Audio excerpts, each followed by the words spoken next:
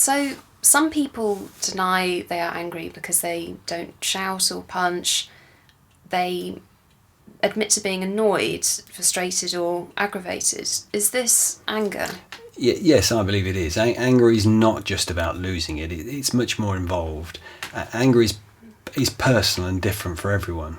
So, people who may be mainly sort of internally knotted up or come across as being grumpy, gloomy, or a bit short tempered, are they angry?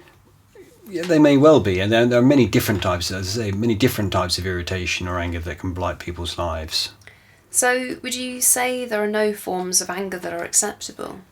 No forms of anger that are acceptable.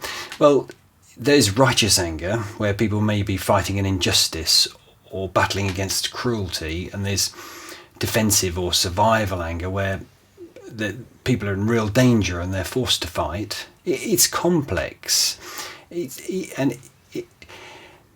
New or strange things or big changes can end in emotional confusion, and this can end in anger.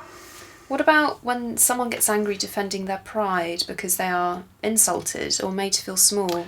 Yeah, and a lot of people would say they should be able to control this, and this is where they're defending their self-identity or self-structure.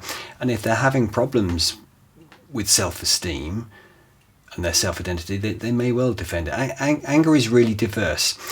Take fire anger, where people get angry in short, sharp bursts. Often people who believe they can manage their anger by suppressing it react like this. The anger builds, spills out, fades, builds, spills out, fades, but their anger is still there. So, if anger is not just losing it, are you suggesting there are hidden forms of anger?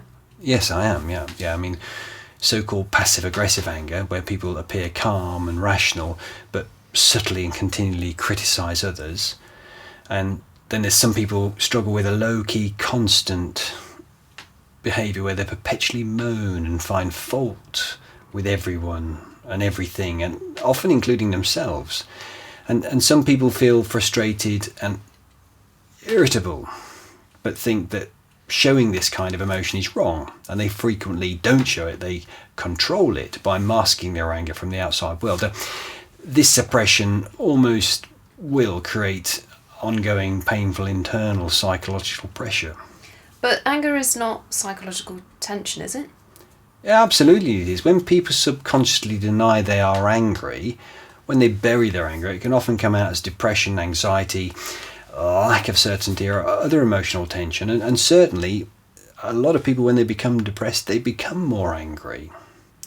So, this internal anger is where a person suppresses their anger in a sort of controlled way? Yes, they may seem calm on the outside, but are frustrated and agitated on the inside. Sometimes they're really angry with themselves. So most angry people have different types of anger?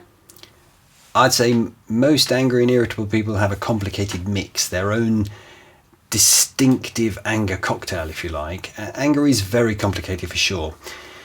It's personal, it's not easily definable, it's often very painful, and it can ruin lives. You don't have to accept being irritable or frustrated.